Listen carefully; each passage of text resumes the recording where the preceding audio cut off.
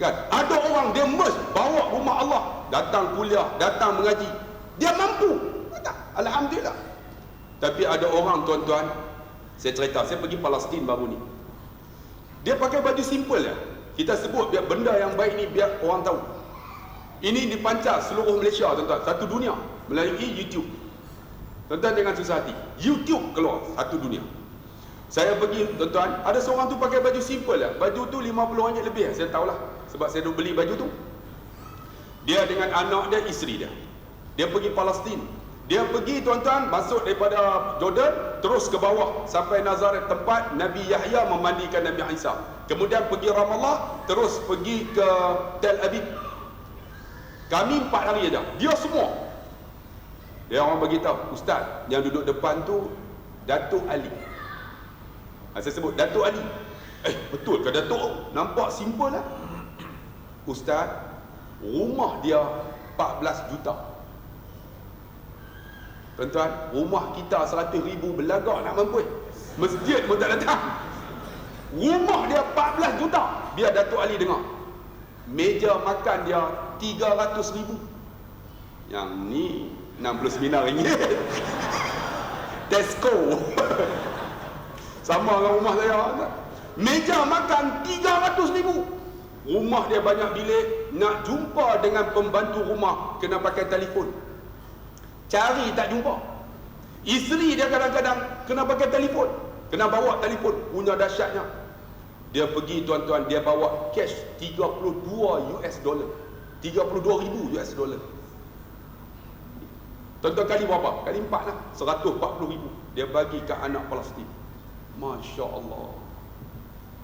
Dalam hati, lepaslah kat aku sikit menjadilah kan. Dia tak bagi, dia bagi semua. Dia bagi ni. Tengok, saya tengok, ya Allah, bukan sikit, tuan-tuan, dolar $32,000. Kami pergi tempat satu anak yatim. Anak yatim Palestin ni hebat. Dia orang beratur semua. Saya keluarkan coklat, tuan-tuan, bagi 2. Anak Palestin ni ambil. Khalas. Kata, sudah. Hadza li akhi. Yang satu ni untuk kawan aku. Saya bagi 2. Dia kata satu cukup, satu lagi kawan aku. Tuan-tuan, sedangkan 2 ni untuk dia, 2 ni kawan dia pula. Tapi dia tak nak ambil. Satu lagi kawan aku, sebab aku dah dapat satu. Saya kata, ya Allah, kami bagi sebungkus ni. Dia tak mau ambil, tak banyak. Dia tak banyak, kecil dia tak bagi lagi. Masya Allah. Saya bukan Mahat Tafi juga. Orang bagi 2 coklat, dia buat apa? Dia buat, ada lagi tak? Allahu Akbar. Tu orang Palestin, tuan-tuan, dididik. Kami pergi Hebron, yang ni paling tahu. Sebab tu tuan-tuan kena pergi tengok tempat ni. Kami pergi Hebron, tuan-tuan. Dia orang bagi tahu, jangan bagi apa dekat budak Palestin. Saya pun heran, kenapa? Rupa-rupanya, tuan-tuan, bila kami naik bas, mereka tahan bas budak-budak. Tak bagi kami jalan. Kalau saya kata, apa yang ada, keluarkan bagi. Bagi, tuan-tuan, kacang dapat berebut, bertumbuk depan bas. Berebut nak makan kacang. Saya naik, saya beritahu sekilas, tuan-tuan tengok, kita makan pun lebih. Dia orang dapat kacang berebut. Menangis satu bas. Tuan-tuan, zuhud ada harta, ingat Allah, bang. Itu tanda zuhud. Kita ada rumah kita, tuan-tuan, kalau tuan-tuan pergi Pulau Pinang, tuan-tuan tanya Haji Musni. Haji Musni, dia beli rumah, dia wakaf. Dia beli rumah, dia wakaf untuk Mahat Tafiz. Di antara dari Seberang Jaya, di Kepala Batas Tasik Bulugan. Dia wakaf semua. Allahu Akbar, hebat orang ni. Orang tu simple lah, tapi jutawan. Bang, duit banyak, ingat Allah, itu zuhud. Ini kadang-kadang Allahu Akbar, zuhud. Dia duit pun tak ada. Kan? Zuhud apa tu, kedekut. Kan? Duit ada. Tabung masjid masuk, tarik, bubuh. Bubuh, tuan-tuan. Allahu Akbar, dia tengok-tengok, RM50.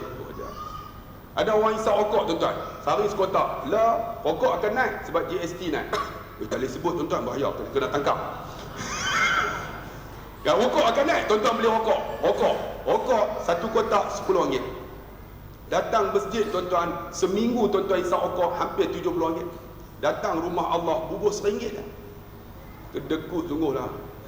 Kan? Apa salahnya bubuh RM50? Betul tak? Ada orang bubuh pun tidak. Tabung lalu, pejam mata siap.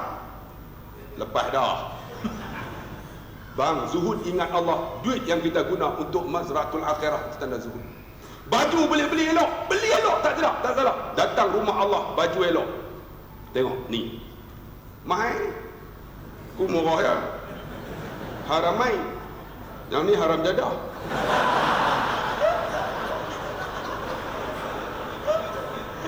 Belum dia hantar aku kontam dulu. Round kedua kerja aku kena teruk dah. Ya, ni haramai 60 lah, 60. Murah pun 55 tu kan. Apa salahnya dia pakai baju, dia datang rumah Allah. Ini dah zuhud. Makin dah. Kan? Apa salahnya? Tengok abang kita zuhud.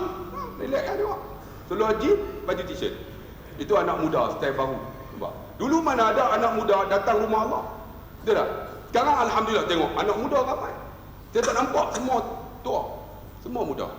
Alhamdulillah nampak. Dia orang datang macam ni. Dia kata apa datang tengok pakai t-shirt. Bang, ini tanda zuhud. Baju dia pergi kerja, baju ini datang rumah Allah. Hebat tak? Mandi. Mandi dah. Alhamdulillah, itu tanda zuhud dia dah. Kita pergi kerja dengan baju tu, kita datang rumah Allah macam tu. Wahai anak muda, ini zuhud. Ini pergi kerja, hebat, datang rumah Allah, seluar, spender pun tak pakai. Pakai tak? Tak pakai. Tak pakai. Oh betul. Abang, pergi kerja pakai spender, datang rumah Allah tak pakai. Kenapa? Selesa. Apa salahnya pakai smart ni tak? Tuan-tuan tengok pergi Turki, dia orang semayang pakai tie.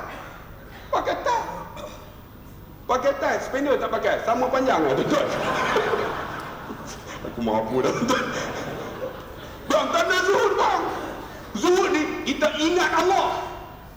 Kan? Kita ada rumah, ingat Allah. Kita ada isteri, ingat Allah. Ada anak, ingat Allah. Bawa datang rumah Allah. Isteri datang bawa rumah Allah. Allah Akbar. Lagi apa? Mematikan. Harta kamu mematikan.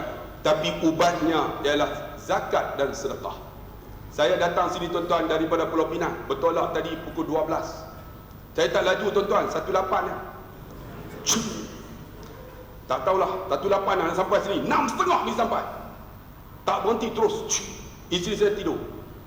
Kata, letih bang, tak apalah aku bawa. Sebelum pukul 12, ada seorang hamba Allah datang. Bawa duit makcik ni. Ustaz, saya nak bagi duit ni 6,000 lebih. Saya kata duit ni untuk apa? Ini fidyah suami saya tinggal puasa. Saya kata saya tak layak terima. Dia ingat ustaz ni apa saja duit terima. Saya kata saya tak layak terima. Ustaz ni duit ustaz. Tanya apa?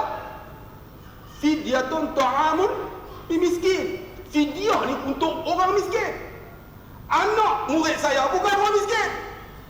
Anak murid saya orang kaya.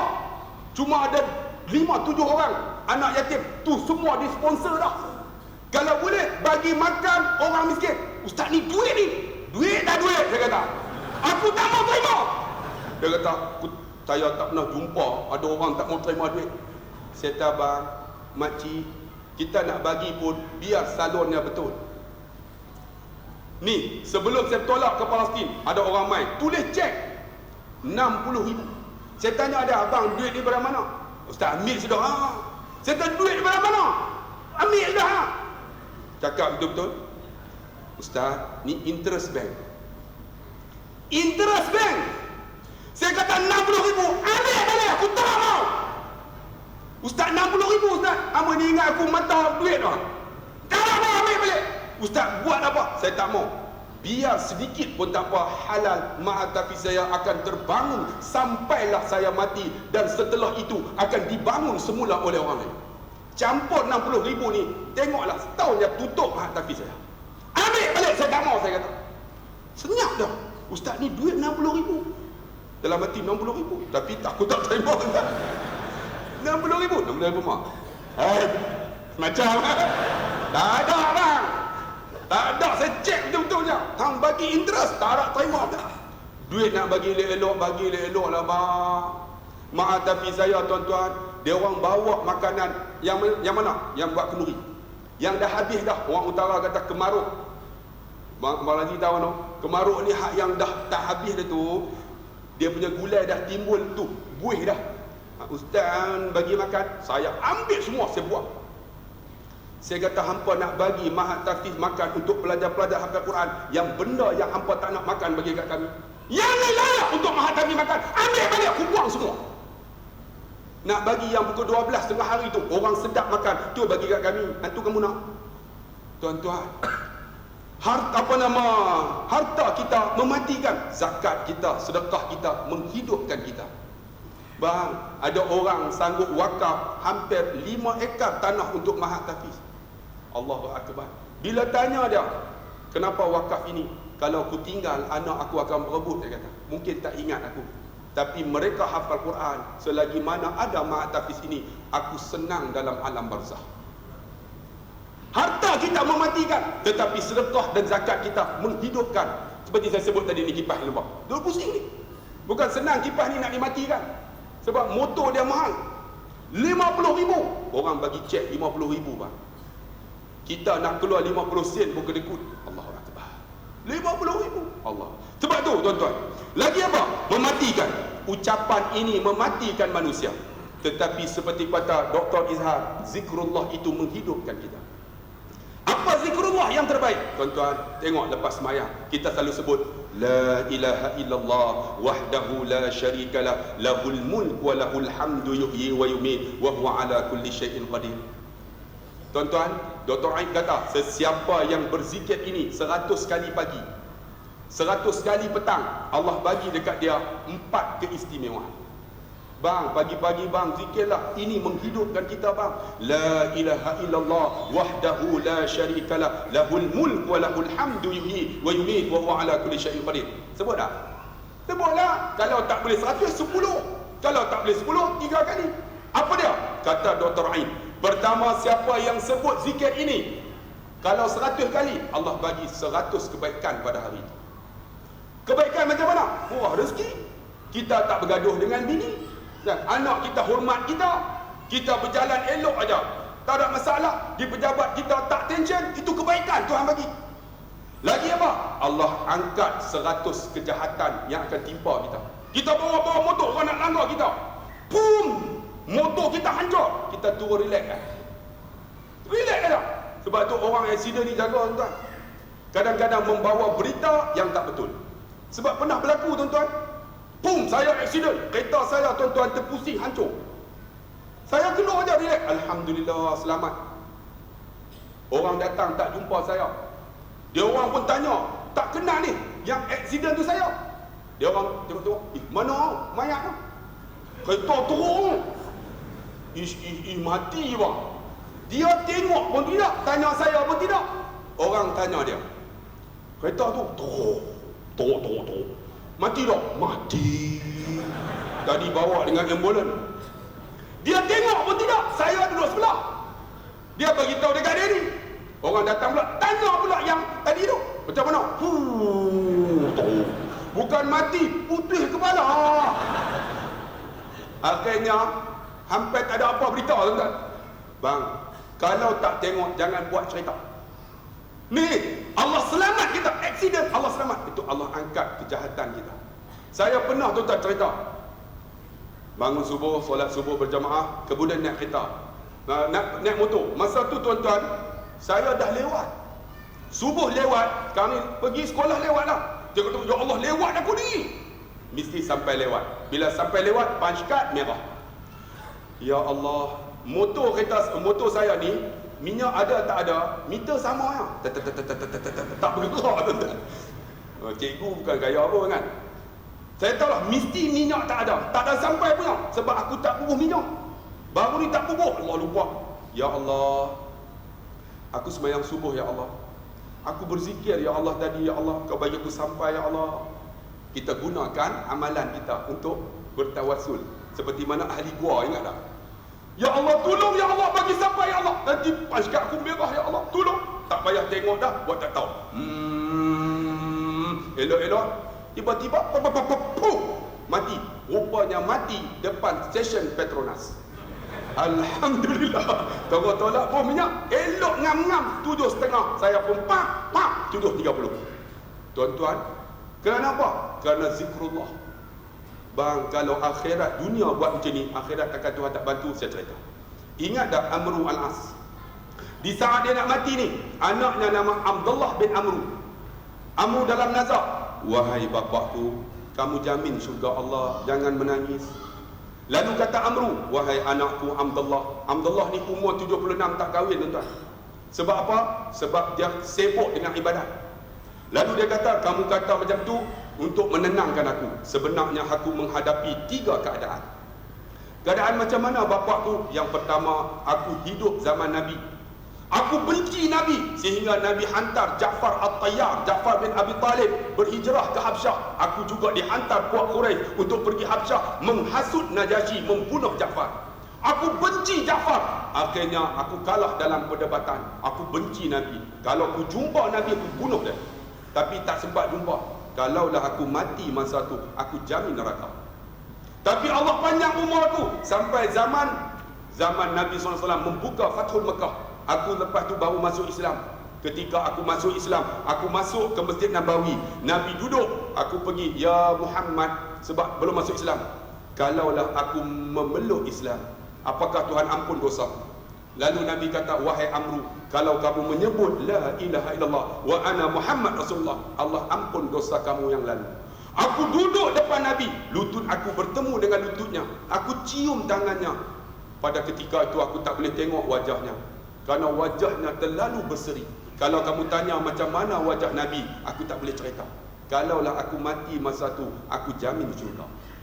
Tapi Allah panjang umur sampai zaman kamu, wahai Abdullah. Aku buat penipuan dalam peperangan Siffin. Aku letakkan Quran, menyebabkan Muawiyah menang dengan tipu helah aku. Banyak dosa aku buat. Kalau aku mati sekarang, aku jamin neraka Allah. Tapi wahai anakku, yang ada pada diriku hanyalah kalimah la ilaha illallah. Bila dia sebut kalimah la ilaha illallah, tiba-tiba tangannya menggenggam. Ketika tangannya genggam, ketika itu dia sebut la ilaha illallah, Allah ambil nyawa dia. Amru mati menyebut la ilaha illallah dengan tangan genggam.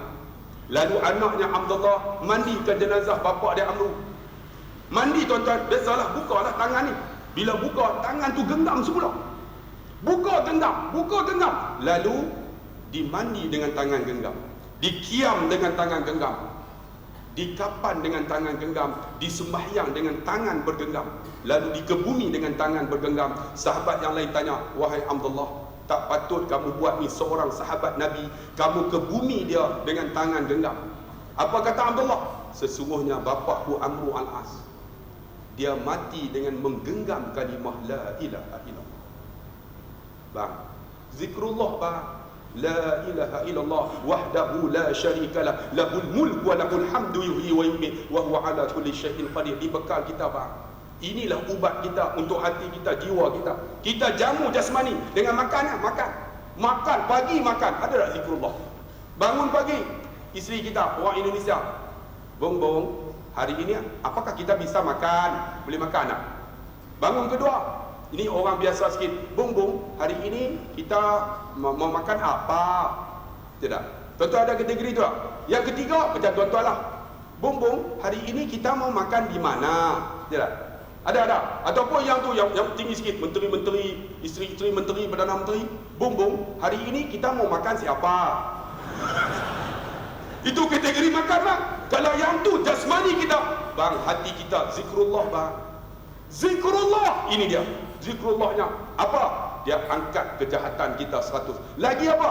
Seperti mana pahala memerdekakan 10 hamba. Tu la ilaha illallah tu. Lagi apa? Allahu akbar. Allah jauhkan dia yang keempat, gangguan jin.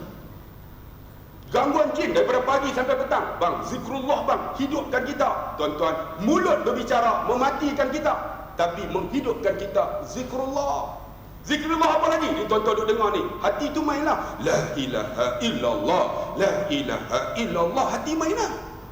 Kan hati la ilaha illallah, la ilaha illallah, bukan la ilaha illallah. La ilaha illallah.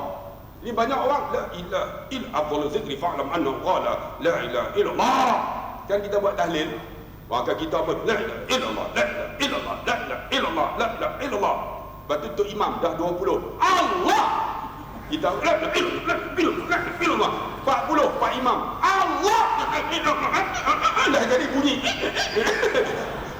Tu zikir apa tu? Biar lambat selamat. La ilaha illallah, la ilaha illallah. Ataupun buat lagu. La ilaha illallah, la ilaha illallah, la ilaha illallah, la ilaha illallah. Sedap kan? Inilah illallah. Orang dengar. Zikrullah. Ingat, ala bizikrillah tatmainnul qulub. Zikir itu lembut hati, makanan hati kita bang. Jasmani bagi makan, jasmani jogging, jasmani buat semua. Tapi rohani kita ada tak? Bang, zikir itu menghidupkan jasmani rohani kita. Zikrullah, la ilaha illallah. Lagi apa? La ilaha illallah. Subhanallah, alhamdulillah, la ilaha illallah, Allahu akbar, la haula wala. Dalam Tanbih wal Filin sebut, sesiapa yang menyebut 5 zikir ini, 5 pohon syurga. Sebab tu saya baru ni bawa pergi umrah, saya bagi tahu dia orang, ikut saya, jangan cakap, kalau cakap kurang pahala. Saya kata ikutlah, dia apa ikutlah. Subhanallah, subhanallah, subhanallah, subhanallah, semua pakai ikut. Sampai kat rukun yang mana ni, Rabbana atina, semua pakai ikut. Kedua, subhanallah, alhamdulillah, alhamdulillah, alhamdulillah, tak boleh jalan, Arab stop. Saya kata tarik, tarik, tarik. Tarik tu bagi jalan, dia pun pakai ikut. Tarik, tarik. Mangkuk ayun. Habis tu saya tanya, pasal apa? Ikut saya. Dah ustaz suruh ikut, ikut. Saya kata tarik tu bagi jalan, mana Allah minta. Kan? Ni senang aja. Subhanallah, alhamdulillah, la ilaha illallah, Allahu akbar, la haula wala. Kemudian apa? Allahumma shalli ala Muhammad, astaghfirullahal azim. Kemudian doa, Allahu akbar. Tuan-tuan, bila itu zikir kita, cuba bayang, kalaulah sambil tawaf itu 1000 kali kita sebut, tidakkah 1000 pokok di syurga Allah? Tapi ada orang tawaf, sambil tawaf relax, tak pergi mahkamah. Boleh, oh tengok Tok Arab tu segoknya. Apa salahnya zikrullah? Tidak. Ni tuan-tuan duk dengar ceramah ni, hati tu main. Subhanallah, Nabi kata apa? Kalimatani, 2 kalimah, tidak. Khafifatani ala lisan, mudah disebut. Wa sakhilatani fil mizan, berat timbangan. Wa habibatani ila rahman, Allah suka. Apa dia? Subhanallah wa bihamdi, subhanallah al-azim, subhanallahil azim, subhanallah wa bihamdi, ataupun subhanallahil azimi wa bihamdi. Apa salahnya tuan-tuan duk dengar ni? Subhanallahil azim, subhanallah wa bihamdi. Allah suka kat kita bang. Tuan-tuan nak bagi orang suka, susah, biar Allah suka. Allah suka, suami suka. Suami suka, isteri suka. Orang suka, Allah suka. Kita fikir apa Allah suka? Tuan-tuan, subhanallahil azim, subhanallah wa bihamdi. Sebab tu la ilaha illallah ini, dia kata apa? Laqinu mautakum bi la ilaha illallah. Ajarkan orang nak mati dengan la ilaha illallah. Sebab apa? Sebab zikir yang lain tak boleh sebut masa mati. Mulut dah keras, mata terbeliak. Masa tu kita ajar dia, Alhamdulillah, subhanallah. Boleh sebut tak? Kawan tak boleh dah. Tak boleh sebut sebab nak muncung mulut tak boleh dah. Kena muncung subhanallah. Alhamdulillah, Allah akbar. Tak boleh. Tapi la ilaha illallah tak perlu menggerakkan lagu. La ilaha illallah. Nampak? La ilallah ini memang sesuai diajar masa nak mati. Tapi kalau hidup tak pernah sebut la ilallah, boleh sebut kan dalam mati, so nak mati so. Allahu akbar kena bergerak mulut, tapi la ilallah tak perlu. La ilaha illallah. Nah, kan? Cuba tu sebut mak. Nak mati tu. La ilaha illallah. Ni la ilallah ajar ketika nak mati. Sebab apa? Itu paling mudah. Sebab tu tuan-tuan sebutlah kalau nak bagi Allah suka. Allah suka, orang suka. Isteri kita marah, subhanallahil azim, subhanallah wa bihamdi. Kita bahagia dengan isteri kita. Sebab tu saya cerita lah, saya psikologi. Isteri kita bahagia bukan kerana cantik bang. Tidak. Kalau cantik, Nora Denis cantik. Tapi kenapa bercerai? Era Fazira cantik, kenapa bercerai? Tidak. Apa lagi tu? Kak Engku cantik tak? Cantik, kenapa bercerai? Kerana apa? Kita ni bahagia seorang bukan kerana cantik, bukan kerana harta, bukan kerana pangkat, tetapi apabila dia redha apa Allah bagi, itu bahagia. Isteri kita tak cantik, orang tanya, cantik tak isteri? Tak cantik. Tapi pasal apa? Aku redha, Allah bagi kat aku, bahagia. Kan? Isteri dia cantik. Isteri cantik tak? Cantik. Ikut dia lah cantik. Tapi aku tak cantik. Tapi dia redha betul tak? Redha, bahagia. Betul tak? Ada suami, Allah ustaz, suami saya teruk ustaz. Bang, komplain suami kita bukan wali Allah. Suami kita hamba Allah, mesti ada cacat. Dia nasia, dia pelupa. Kita kena peringat dia, kita kena perbetul dia. Ni suami saya ustaz, gerak subuh tak bangun. Bang, dia makhluk Allah. Memang dia tak akan bangun kecuali Allah gerakkan hati dia dengan nur Allah, dengan hidayah Allah. Sebab tu bang, kita kakak ada suami, kita redha. Ya Allah, doa banyak-banyak. Ya Allah, suami pun ya Allah, kata psikologi, tengok daripada keburukan itu kebaikan, kamu bahagia hidup kamu. Kita tengok suami kita, Allah teruk semua. Cuba tengok dalam teruk tu ada tak baik? Dia ustaz teruk semua ustaz, tapi satu baik ustaz. Pasal apa? Dia selalu bagi duit kat saya untuk belanja. Baik, kita akan redha. Bahagia. Tuan-tuan ingat dah masa kahwin? Isteri kita cantik tak? Cantik, 36 muka tinggi. Pinggang 26, punggung 36. Kira naik motor malam pertama, dua-dua dalam raga. 20 tahun kahwin, bini duduk lampu belakang. Abang, redha tak? Redha, bahagia. Betul tak? Bahagia kekal. Tanya pakcik-pakcik kita yang kahwin 40 tahun. Bini dia 36-26 kan? Tak ada, 82 semua. Tapi dia redha tak? Bila redha, itu bahagia bang. Ni, suami kita saya nak tanya kakak. Masa malam pertama, ambil duduk tidur tu. Suami ni dia tak boleh kontrol tuan-tuan. Ketika mana? Masa kentut. Boleh tak? Kemut. Tak ada Bila dah kahwin dia lepas. Prang! Suami isteri malu. Bu perasa strawberry. Malam pertama nak komplain, malu. 20 tahun kentut bunyi pun tak? Tanya pakcik kita. Tak ada. Isteri pusing juga. Kentutmu sangat ku rindui. Dia redha, itu bahagia. Tidak? Bahagia. Sebab tu suami yang baik, redhalah isteri kita. Sementara dia ada, bahagia. Ada anak, orang komplain, ustaz, anak saya. Bang, ada orang tak ada anak sampai mati bang. Cuba tanya dia. Walaupun tak ada anak ustaz, Allah bagi kat saya redha, tu bahagia. Ada orang, ustaz saya susah ustaz, kereta pun tak ada, dia naik motor lah. Tapi dia redha dengan motosikal dia bahagia. Ada orang ada kereta, ustaz tension lah ustaz. Tension ada kereta. Sebab tu bang, redhalah dengan apa yang Tuhan bagi, bahagia kita. Di antaranya apa tuan-tuan? Wahai isteri-isteri, kita ada mulut, boleh beleter, nak beleter. Tapi ingat, kalau zikrullah itu kita buat, itu kebahagiaan kita.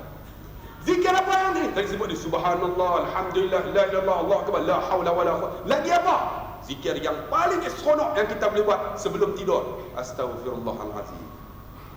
Innani la yara, Nabi kata aku terlalai, wa innani la astaghfirullah fi yaumin mi'ata maratin. Aku ni terlalai. Kadang-kadang ni aku akan beristighfar kepada Allah setiap hari ni 100 kali. Sebelum tidur tu astaghfirullahalazim. Bang nak cerita tak reti siapa buat tahu kan? Siapa buat dia tahu. Tuan-tuan pernah makan tak buah pelam? Orang Kelantan kata buah pauk. Buah pauk kan buah pelam? Kan ambil buah pelam, buah pauk, cicah dengan sambal belacan. Sambal tu lah. Kuah rojak. Lekat tu, lepas tu letak di mulut. Meleleh air liur nampak. Kenapa dia meleleh air liur? Sebab dia pernah makan buah pauk dengan sambal rojak. Tapi orang yang tak pernah makan, dia tak akan rasa nikmatnya. Bang, zikrullah itu nikmat. Siapa buat dia tahu. Nak cerita tak reti. Siapa buat dia tahu. Zikrullah. Sebab tu kalau boleh astaghfirullahalazim sebelum tidur. Satu doa yang ni kalau tuan-tuan baca dalam kitab ni cukup bagus. Tuan-tuan balik cari. Ihfazillah yahfazuk. Kamu jaga Allah, Allah jaga kamu. Dalam ni ada banyak doa yang boleh amal. Di antaranya disebut dalam Sahih Bukhari, sesiapa yang berdoa sebelum tidur, kalau dia mati esok pagi, mati fitrah. Apa dia? Allahumma aslamtu nafsi ilaika wa wajjahtu wajhi ilaika wa fawwadtu amri ilaika la malja'a wa la manja minka illa ilaika. Allahumma amantu bi kitabika allazi anzalta wa nabiyyika allazi arsalta. Kita tengok dalam kitab. Siapa yang baca sebelum tidur, kalau dia mati esok pagi tak ada dosa. Bang, ni bercakap mematikan zikrullah. Sikit lagi boleh sana. Mana dah tadi? Abang dah pun. Umur kita mematikan, tapi taat perintah Allah, itulah ubatnya. Umur kita ni tuan-tuan sampai mati, tengok-tengok, alhamdulillah dia orang taat, itu baik. Yang kelima, seluruh tahun ini mematikan, tetapi ada satu bulan menghidupkan, namanya Ramadan. Kita dah Jamadil akhir dah kan, lepas tu masuk Rejab, Syaban, lepas tu Ramadan. Tengok cepat tuan-tuan. Tengok Ramadan dah. Tuan-tuan kena ingat, bila Ramadan pula umur kita meningkat. Dulu saya 46, sekarang 47 dah. Ustaz belum lagi tuan-tuan. Dia ingat dia umur panjang ha. Dia kata aku tua tu kau ajar. Tengok-tengok dia jalan dulu tuan-tuan. Tapi jangan lagi lah, handsome ni biarlah kan. Bagi lambat sikit lah tuan-tuan. InsyaAllah bagi dia dululah. Kami selalu menawar tuan. No, umur kita ni mematikan kan, seluruh tahun mematikan, tetapi Ramadan menghidupkan. Bang, sebelum datang Ramadan persiapan. Ada Rejab, ada Syaban. Rejab ni tuan-tuan, pahala yang boleh buat macam-macam. Dia dalam Rejab ni ada apa? Ada apa? Ada apa? Isra' Mi'raj. Ada hari boleh berpuasa, ada hari nak baca Quran, ada hari yang boleh buat untuk zikrullah. Tapi ada orang tak nak bang rebu bang, itu hidupkan kita sebelum datang Ramadan. Bila datang Ramadan, orang puasa relax dah. Orang zikrullah relax, orang baca Quran relax, sebab dia dah pernah buat dah. Nak cerita tak erti, bang hidupkan roh kita. Jangan hidupkan jasad kita. Ni jasad kita hidup, tapi roh mati. Tak payah tu tengok, siapa yang tidur tu mati tu. Dalam kuliah pun mati, sebab dalam mati ya. Hidup dan tuan-tuan, nak tahu hidup, setakat itulah saja. Kita sambung di lain masa. Terima kasih kepada Ustaz Abdullah. Subhanallah, banyak betul dia hentam saya hari ini. Hari ini hari beliau. Tuan-tuan perempuan yang dikasihi sekalian,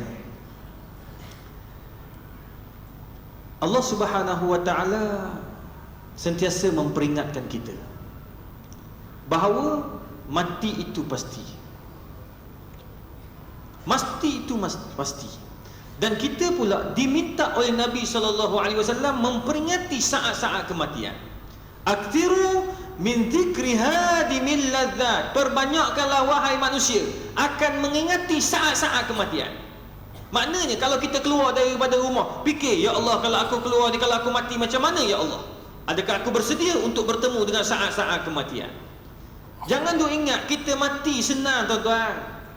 Sekarang kita duduk kat dunia kita senang. Kita duduk dalam rumah besar, alhamdulillah, syukur. Kita ada pangkat besar, lagi sedap tuan-tuan perempuan. Beg orang angkat, kereta orang datang ambil. Nak cerita bagi dunia, ya. Tapi adakah dalam kubur nanti kita boleh dapat seperti mana yang kita dapat lihat baru-baru ni tuan-tuan perempuan? Dunia menjadi saksi bagaimana Tok Guru, arwah Tok Guru ni Abdul Aziz, bagaimana tuan-tuan perempuan, adakah kita boleh dapat seperti mana yang beliau dapat? Dengan keadaan dia tu sendiri tuan-tuan perempuan, ya Allah ya Rahman, uzurnya tapi tak pernah tinggal solat dekat masjid. Kita tuan-tuan terpeliak sikit je tuan-tuan, aduh ibu jari luka sikit sebab cekam, tak pandai potong kuku, tu yang rosak kuku. Tak boleh tahu, aduh, sakit macam nak mati dah. Tak boleh datang masjid tuan-tuan. Tunggu kanser tahap 4. Datang masjid bawa plastik tuan-tuan, bawa plastik kencing tu, bawa dalam plastik. Orang tak perasan, orang kata apa benda yang Tok Guru bawa. Orang tak tahu pun. Dia balut tuan-tuan, semayang dekat luar. Sebab dia dah biasa tuan-tuan. Tu sebab Ibnu Qayyim rahimahullah kata bersedia dengan saat-saat kematian. Yang ketiga antaranya, cubalah hidupkan masjid Allah Subhanahu wa taala. Kalau Masjid Ridwan ni alhamdulillah saya dapat tahu memang hidup, alhamdulillah. Tapi di masjid-masjid sebelah sana, sebelah kiri, sebelah kanan, adakah hidup seperti mana Masjid Ridwan? Tuan-tuan, Allah sebut dalam Al-Quran, innama ya'muru masajidallah man amana billahi wal yaumil akhir. Hidupkan masjid ni tak rugi, sebab Allah kata orang yang hidupkan masjid, dia adalah yang beriman kepada Allah. Kita datang masjid, isteri tak datang masjid, belum lagi sampai ke tahap iman kita kepada Allah, tuan-tuan. Isteri, apa pula isteri? Isteri, suami, terbalik aku. Suami isteri, tuan-tuan puan, datang masjid, anak-anak tak datang masjid, tak sampai lagi, tuan-tuan puan yang dikasihi sekalian. Kita, tuan-tuan puan, duk sibuk bergaduh pada perkara yang remeh-temeh. Ulama tak bergaduh pada remeh-temeh, tuan-tuan. Kita duk bergaduh nak semayang kena kunut ke tidak. Allahu Akbar. Mu nak kunut-kunut tausil kunut sudah. Nak kunut, ikut mazhab Syafi'i. Mu tak nak kunut, tak apa, mu ikut mazhab Hambali. Apa masalah? Dalam mazhab Syafi'i, kalau mu tak kunut, mu kena sujud sahwi. Tak sujud sahwi semayang sah atau tidak? Sah. Tak apa masalahnya? Tak, apa masalah? Ni pergi Mekah, tuan-tuan, kunut seorang-seorang dia. Aku kata pening pocik ni. Allahumma hadina fi man hadai. Imam Sudais dah sujud dah. Oh, hebat dia lagi daripada Imam Sudais. Kata pakcik, tak payah kunut pakcik, kita kat Mekah tak payah kunut. Tak boleh, tak boleh. Kita mazhab Syafi'i, tok-tok. Aduh, tok-tok lagi. Saya kata pakcik kenal dengan Imam Syafi'i. Mazhab Syafi'i kata apa dalam bab kunut ni? Tak tahu, pakcik dah 30 tahun kunut. Rasa guilty. Oh, guilty tu. Rasa macam tak sedap je tak kunut, macam tak sembahyang subuh. Amboi. Tuan-tuan, hormat. Imam Syafi'i, dia singgah satu masjid yang pernah disolat oleh Imam Abu Hanifah. Dalam mazhab Abu Hanifah tak kunut. Imam Syafi'i tak kunut. Anak murid tanya, ya Imam, kenapa kamu tak iman? Dalam masjid kita dalam mazhab kita berkunut. Kata Imam Syafi'i, ihtiraman li Abi Hanifah. Aku nak hormat pandangan Abu Hanifah. Allahumma salli ala Muhammad. Betapa mulianya para ulama. Kita duk gaduh, ya Allah, bab kunut. Hak seorang lagi pula gaduh. Ni kita punya ridak nak letak kat mana ni Ustaz Abdul Khairi? Nak letak kat bahu ke? Nak letak atas tekak ke? Ya Allah, duk risau hak letak ke mana. Mu letaklah mana-mana, mu letak kat perut pun tak apa. Ui, kat perut. Kenapa? Ridak. Ya Allah, tuan-tuan, yang penting ada ridak. Nabi ada ridak. Kadang-kadang Nabi letak atas bahu, kadang-kadang Nabi letak atas belakang, kadang-kadang Nabi letak atas kepala, kadang-kadang Nabi pakaikan ia jadi serban. Apa masalahnya, tuan-tuan? Kita duduk gaduh benda yang remeh-temeh. Lepas tu lebih teruk lagi, kita kapir mengkapir. Ni anak-anak muda kita tak datang masjid. Itu yang kita kena fikir, tuan-tuan. Itu yang kita kena fikir. Tu sebab saya pernah cakap, tuan-tuan, isteri saya sebelum dia jadi pensyarah dekat USIM, dia guru biologi, cikgu biologi. Dekat sekolah, dia mengajar sekolah menengah tingkatan 1. Ingat berapa tahun yang dulu, tuan-tuan. Saya pun belajar daripada dia.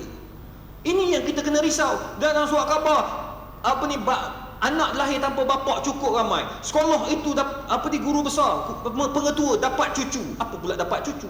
Cucu yang tak diiktiraf, 4 orang sekali dapat setahun. Terkejut pengetua. Tuan-tuan dan puan, kenapa hal ini berlaku? Sebab anak-anak muda kita. Isteri saya mengajar budak tingkatan 1. Dia mengajar kebetulan dalam bab biologi ni, dia adalah kaitan dengan DNA ni, dengan apa nama tu?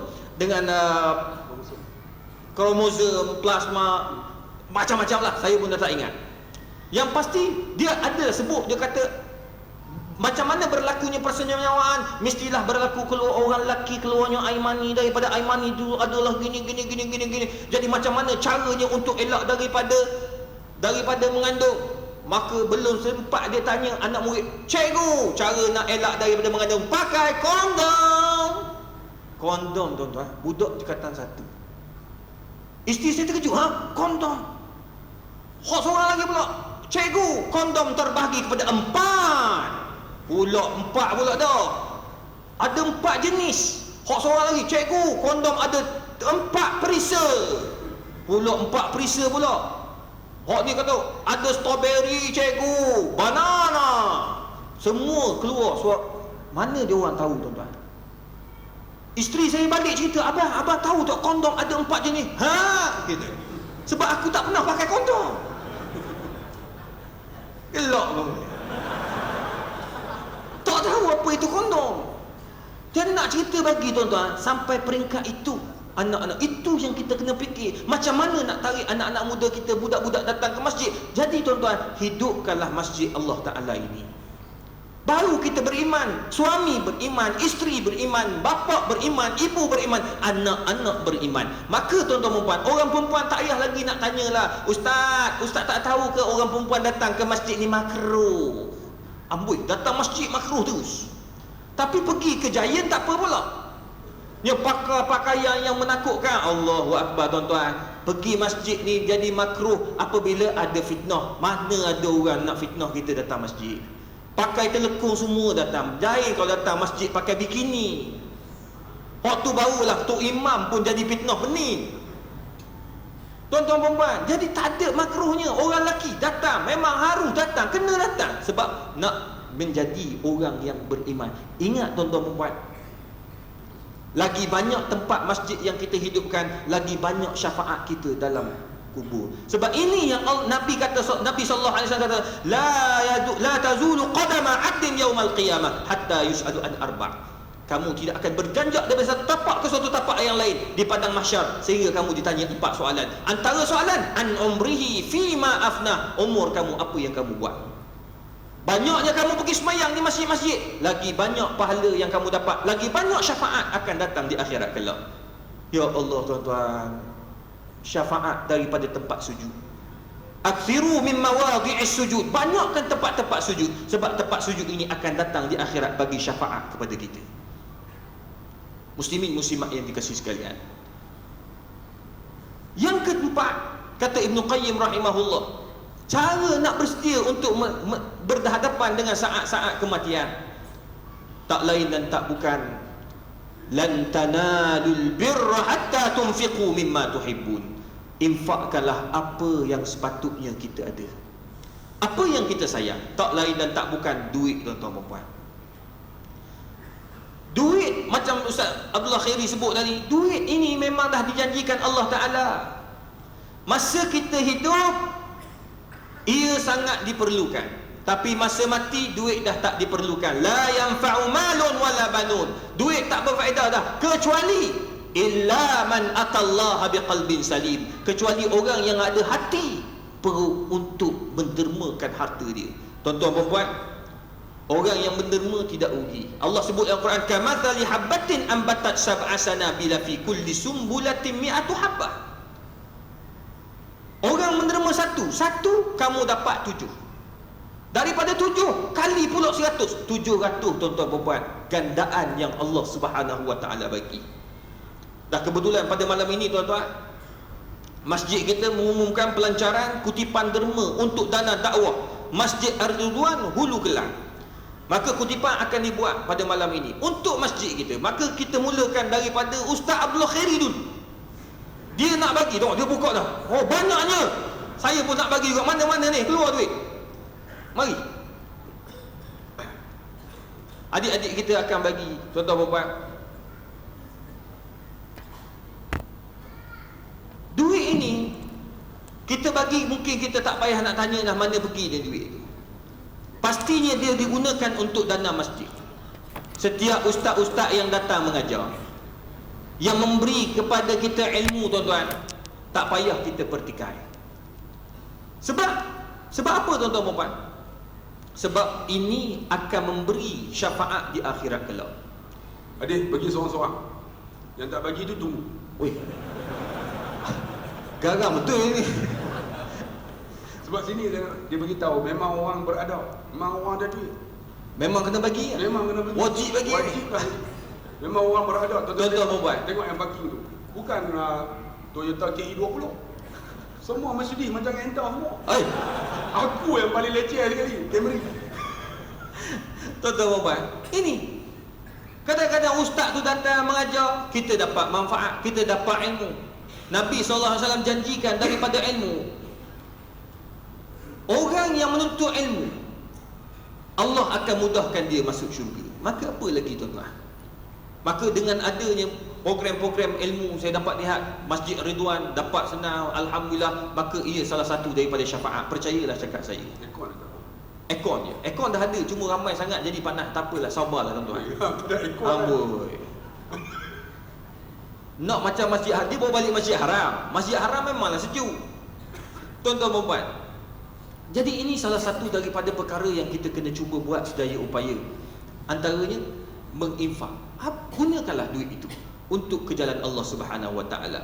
Tak salah kalau orang kata, ustaz saya nak bagi ini, nak bagi salah satu daripada kipas, dia bagi alhamdulillah. Ada orang nak bagi ekor satu, ambil alhamdulillah. Tak salah, semua ini akan datang di akhirat bagi syafaat insya-Allah. Manakala yang terakhir tuan-tuan dan puan yang dikasihi sekalian, kata Ibnu Qayyim rahimahullah, antara jalan untuk kita mendekatkan diri kita dengan Allah untuk berhadapan dengan saat kematian, wahiyal ajmal, kata Ibnu Qayyim, ikhtila billahi hina yahbutu ila as-sama'i dunya fi thulusil akhir minal lail. Perbanyakkanlah semayang tahajud di waktu malam. Semayang tahajud ni tuan-tuan, dia tak perlu banyak kalau kita tak mampu. Kalau Nabi SAW bangun 2/3 malam, 1/3 malam, maknanya 2/3, 1/3 antara pukul 3 pagi ke atas, bangunlah semayang. Kita semayang malam, orang kata, ustaz payahlah nak bangun, saya dah tahan 3 jam tak bangun juga. Tak apa, tak ada masalah, kita dah usaha. Sekurang-kurangnya kita berusaha ke arah itu. Orang yang semayang tahajud tuan-tuan, antara perkara yang baik untuk mereka, air liur mereka tu, lidah mereka itu insya-Allah jadi sedikit, orang kata apa, ada masinnya. Masin tu bukan masing-masing itu dah, dia doa makbul. Kalau dia tahnikkan anak orang, sekurang-kurangnya air liur dia tu ada keberkatan, ada kebaikan. Kenapa tidak malam-malam tuan-tuan, yatluna kitab Allah, baca kitab-kitab Allah di waktu malam. Pada malamnya berzikir kepada Allah Subhanahu Wa Taala. Pada malamnya tahan mata tuan-tuan dan puan yang dikasihi sekalian. Sebab ada dalam satu hadis Nabi SAW menceritakan bahawa pada hari kiamat kita di padang mahsyar, datangnya solat malam kita tuan-tuan. Datang solat malam, ya Allah, aku nak minta agar orang ini diberikan syafaat, sebab pada malamnya dia tidak tidur ya Allah, dia mengingati kamu, dia bangun untuk solat malam. Maka tu sebab saya kata paling-paling kurang 2 rakaat. Saya ingat guru saya Syekh Qurayyim Rajah, dia selalu pesan, dia kata, wahai anak murid, kamu tidak akan menjadi seorang hamba yang taat kepada Allah kalau kamu tak semayang tahajud. Ada seorang budak daripada Yugoslavia, dia kata, ya Syekh, wallah sa'bil lail, susahlah nak bangun malam. La taqul hadha. Dia kata, jangan kata susah, kata senang. Sebelum tidur, dia kata, sebelum tidur kamu niatkan, ya Allah, aku nak bangun ya Allah pukul 5 pagi ya Allah. Cuba buat. Saya cakap sebab saya buat. Cakap tahan jam, ialah kita tahan jam, tahan juga kita usaha tahan jam pukul 5 pagi. Contoh, sebab subuh dalam 5.45. Katakan kita tahan jam, tahan, dalam masa yang sama kita doa, ya Allah, ya Tuhan aku nak bangun pukul 5 ya Allah, bagilah kekuatan kepada aku ya Allah, aku nak bertahajud kepadamu ya Allah. Tuan-tuan, percayalah cakap saya, tepat pukul 5 pagi, pap, kita akan bangkit. Saya tak tahu daripada mana benda itu berlaku. Dah banyak kali tuan-tuan, banyak kali.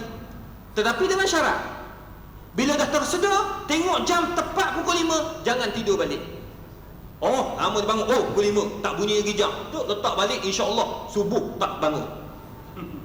Dia kena bangun tu, bangun, sebab malaikat dah tolong kejutkan kita. Tapi tak adalah sampai gegar katil. Kalau gegar katil kena panggil Darussyifaq dalam doa, apa jadi? Tu jin tuan-tuan buat, tak adalah malaikat buat kerja macam tu. Bangun. Allah, kadang-kadang tuan-tuan, Allah bagi kita dalam bentuk lain, dia tak bagi tersedar gitu. Saya selalu akan tersedar. Tersedar macam tu maknanya dah masuk waktu yang saya minta dengan Allah. Tengok pukul 4.30 tepat. Saya pagi semalam saya dengan Haji Razi pun ada dekat Singapura. Dia datang ikut kami forum dekat Singapura. Saya nak bangun pukul 4.30. Pukul 4.30. bagi tahu dekat apa nama reception, kejut saya pukul 5 pagi. Saya takut sebab habis forum, habis tolong pergi makan, pergi minum,